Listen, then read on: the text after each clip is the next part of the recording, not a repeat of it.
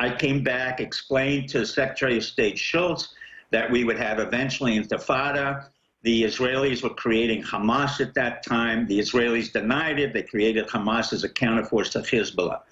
Zalmay came out of the University of Chicago along with Paul Wolfowitz, Scooter Libby, and Richard I understand. Perot. So they've got a neocon in there advising the generals. They have a whole bunch of them. Steve Hadley back again. You've got this moron and coward, John Bolton, who said, I can't go in the Vietnam War because I'm going to end up in a rice paddy dead. Oh, really? No kidding. But he does have a nice mustache. He does.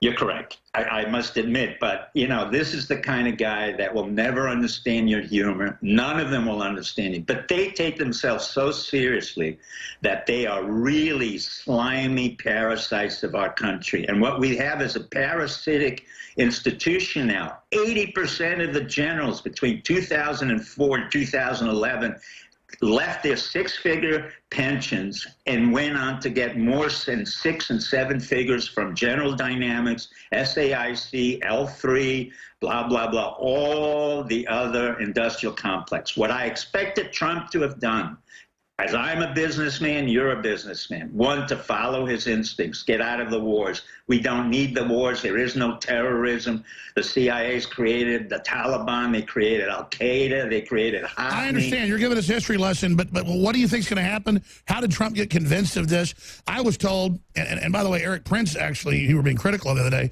was talking to some of our sources saying that it's all going to be a disaster and not a good idea. He was saying pull out. Fine, but I mean, I'm critical of Eric Prince because his background was very simple. I knew his background when he was a SEAL.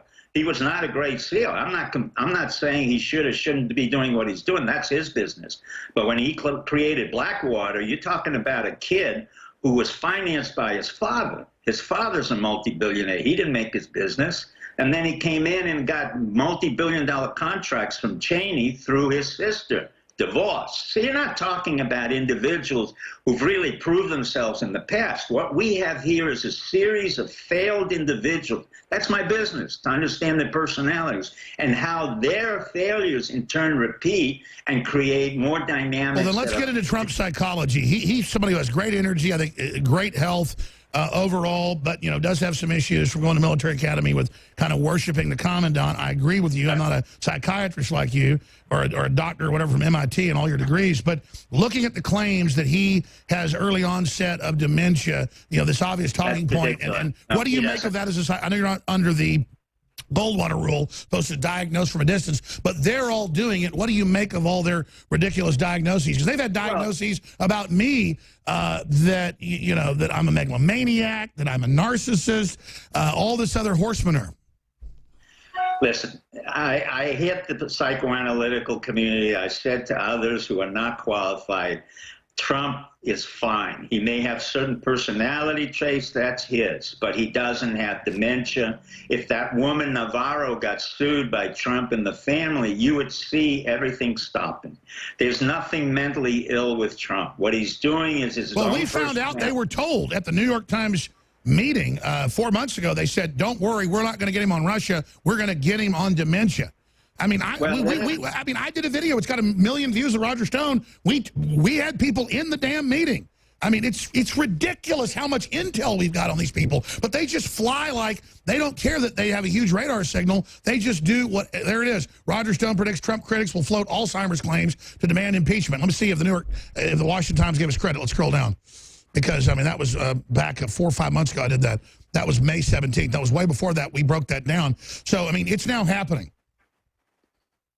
I'm not saying Roger isn't wrong. I'm just saying that the basic No.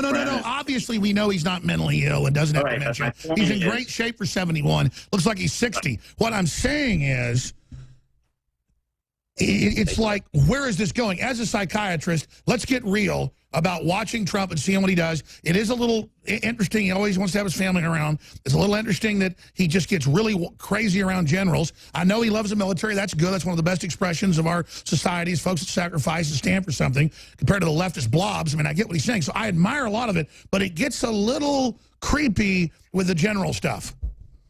What he is it's not creepy. I told you in the beginning, his father was German, came here, built up a huge real estate empire, and understood that Trump, as an adolescent, had a disciplinary problem. So he sent him to the New York Military Academy, which was more of a reformatory school. That's fine.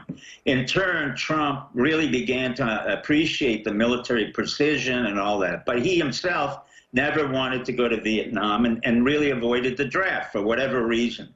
The key element here isn't even about Trump. It's about this machinery, this war machinery that keeps on pushing through not only the Clintons, the Obamas, the Bushes, now even Trump, who came in to say, we're going to clean this all out, and suddenly they sequestered him.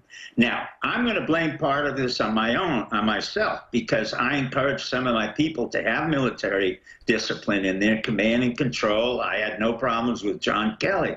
But when I heard that we were going back to Afghanistan, and then I could see the footprints of this slimy monster, Zalmay Khalilzad, who avoided every military conflict we had, but made sure that we had wars in 9/11, went into Iraq. He became ambassador of Iraq. Then we went into Afghanistan. He became ambassador of Afghanistan. He never could earn a penny outside of the Rand Corporation or any papers. And suddenly he has his own consulting firm. So what I'm talking about is the repetition of these obsequious sociopaths, both in the military and the civilian and the CIA, who come, define the narratives, and then finally they extract money from it. And so, well, I know in the meetings from folks that were in a conference call when it happened that they kept saying, sir, 10,000 troops died for this. You've got, it's for the troops. And it's like, he's got this weak point.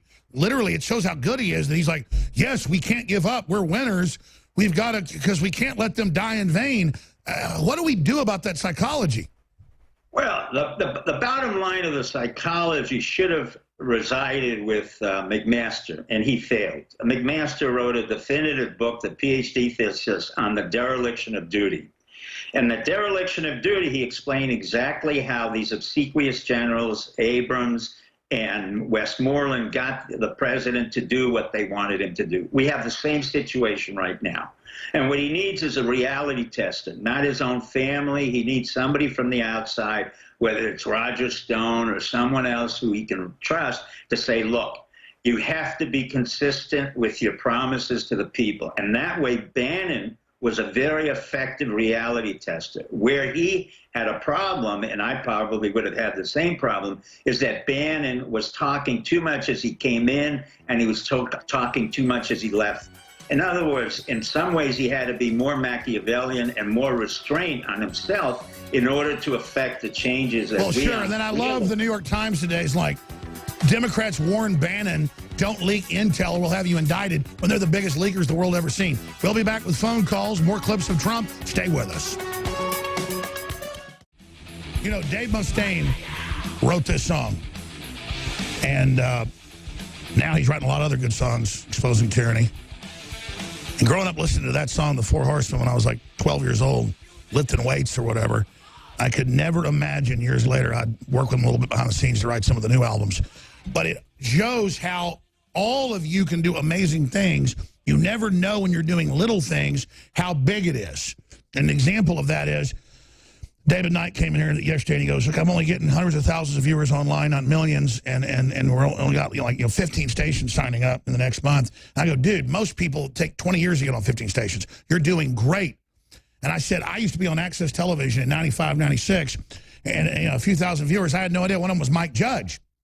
And he said this on tape. I'm not bragging about me. He made one of the top 10 TV shows ever. They had 11 seasons or whatever. King of the Hill, one of the few shows with a few decent values, and kind of the Hank Hill character, and then you got the Dale Gribble, because he didn't know if I was right or wrong. So he kind of created the Hank Hill character off his dad and his grandpa and me, but then the bad side, because he wasn't sure if we were right, was Dale Gribble, the conspiracy theorist. You know, it's gold fringe on the flag, it's a fascist court. And then later I meet Mike Judge, get to be good friends with him, and he's like, yeah, look at this VHS. It says Alex Jones, the three Gribbles. And it was like I was a composite, him watching every night. I used to go up there every night. And then he was writing King of the Hill while he was at his house in a studio. And it's just then, I thought I wasn't influencing anybody in 95, 96. but I was influencing Mike Judge and King of the Hill. And that's just an example of how you throw these rocks out in the pond and you don't know what they're going to do. And that's why the globalists are